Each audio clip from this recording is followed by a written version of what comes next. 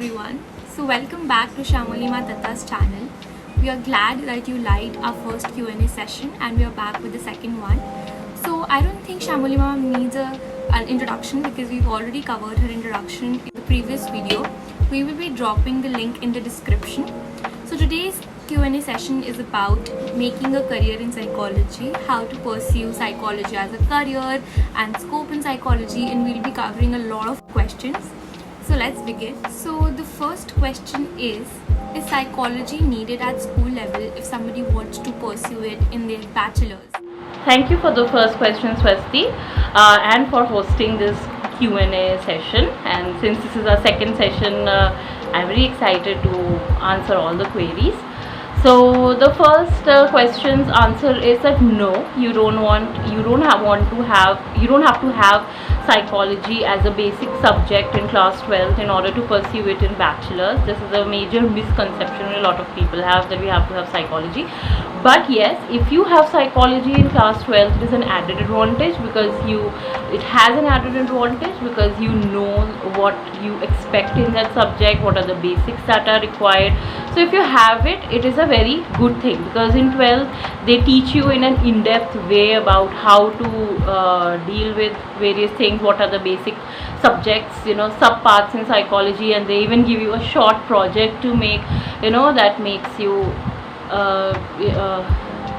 feel capable of yourself, which makes you experienced about this field, and as you enter college you feel more empowered. So I would suggest that if you get a chance, you should take psychology as a subject, as I had it in my 11th 12th, and it really helped me study in my grads. Thank you so much, ma'am, for clarifying this doubt, because most of the students have this doubt that if they don't have psychology in 11th and 12th, so whether they would be able to pursue it or not. So thank you so much for clarifying that. Moving on to the next question.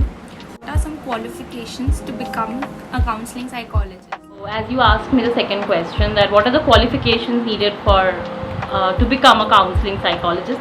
So as I'm one, I can give a first-hand information on this.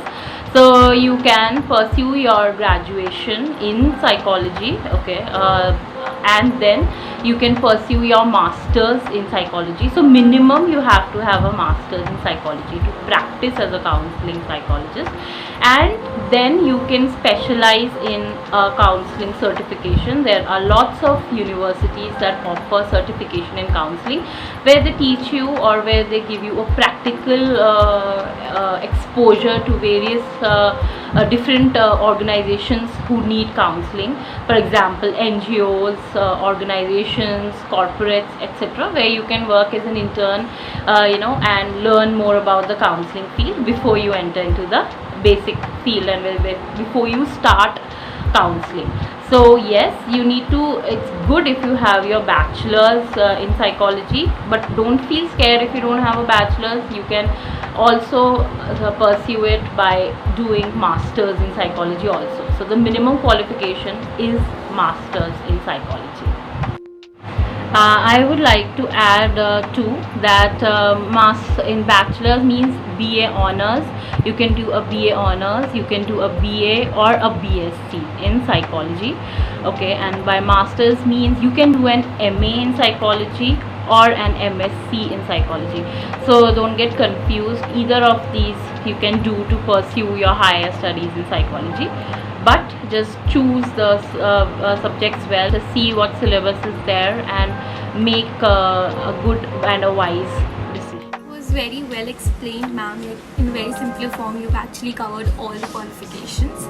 So I think there is some difference between qualifications for clinical psychologists and counseling psychologists. So if you could elaborate on what are some qualifications to become clinical psychologist, and is there any difference between qualifications for counseling psychologists and clinical psychologists? Okay, yes, Swasti, thanks for the question once again. Yes, so in clinical psychology it is something different because clinical psychology is a different field altogether. So the basics remain the same. You do your bachelor's, you do your master's in psychology, and then you go for an MPhil in clinical psychology. There are various renowned institutes that are there in India. But yes, you have to have an RCI registration, that is the Rehabilitation Council of India certification, in order to become a clinical psychologist. If you don't have an RCI degree, you will not be able to practice as a clinical psychologist. That is the minimum. And MPhil is of 2 years. It is an in-depth course which is pursued by whoever want to specialize in clinical. And there are basically entrances for MPhil in various institutes which follow the guidelines of RCI. If you are able to clear it, then after the 2 years experience, you will get a proper license to practice as a clinical psychologist. I hope this answers the question. I think there was a major difference with regards to MPhil, and thank you for clarifying that. So most of us know that the two major fields which exist in psychology are clinical and counseling, but we really don't know what all other fields are present in psychology. So if you could elaborate that what all other fields are there except clinical and counseling. Yes, absolutely. There are other fields apart from clinical and counseling, because we generally discuss only about these fields, but there are others as well, such as sports psychologists are there, where teams are motivated and psychologists are hired to understand the cognitive processes going on in the minds of the players. Sports psychology has become a very important field in psychology these days. Organizational behavior, that is, organizations, they hire psychologists to understand the various motivations of employees and how to improve their productivity, etc. Forensic psychologists, where you understand the mindset of the criminal and how it works. It is a very interesting field. This is coming up in India as well, but the scope of forensic psychology is more so in foreign countries. So if you get a degree from any renowned foreign country, then I think it helps more. But yes, in India also, forensic psychology is becoming a very, very important field. So the next question we have, can someone from different field can do masters in psychology? So we understand that if we don't have a psychology in 11th and 12th, we can do the bachelor's, but what about the master's? Yes, of course. Anyone from a different field can definitely do a master's in psychology, although it might be a little tough for them, because those who have graduation have an edge over them, because they are dedicated 3 years to this field. So definitely it is very important. If you have, it is very good, but it should not stop you from pursuing your goals. If you really have it in you, then definitely masters is there. You can take the help of fellow students who were there in grads and take their help in preparing for the entrance exam, because most of the masters degree has an entrance exam for it, like Jamia Millia Islamia, University of Delhi, Banaras Hindu University, Christ College, that is in Bangalore. These are some of the best institutes that offer masters in psychology. So definitely there is no hard and fast rule to have a bachelor's in psychology in order to pursue psychology later. So I think the next question is very important, because most of us are very confused about whether psychology is really a right field for us or not. So the next question is, what are some right skills which are required to become a psychologist? So if you could elaborate that. Definitely some skills which are very important for becoming a psychologist. First thing is that you have to have a good observation, and the patience level that you have for people should be a lot. Then your interest in people should be inherent, and also your listening skills, your ability to build rapport with people should be good. You should not be impatient.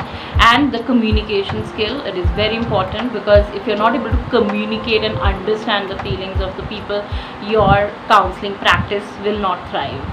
So focus on these things and have an unconditional positive regard for people. These things can help you in the field pretty much, and you can rise in this field as well. Thank you so much, ma'am. The entire session was extremely informative. We all have so many doubts, and you've actually cleared all of it. So we are really grateful for you. So guys, if you want us to make such videos, more Q&A session video, or any other particular video in which you want us to make a video or Shamolima ma'am to talk about, definitely drop in your comments what all topics you want us to make videos on. And don't forget to subscribe, like and hit the bell button.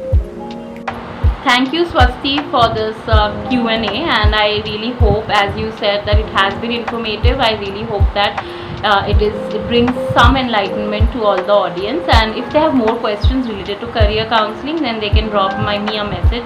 They can DM me also, or they can drop a message in the comment section, and I will be glad to help them out. Thank you so much, Swasti, for hosting this once again.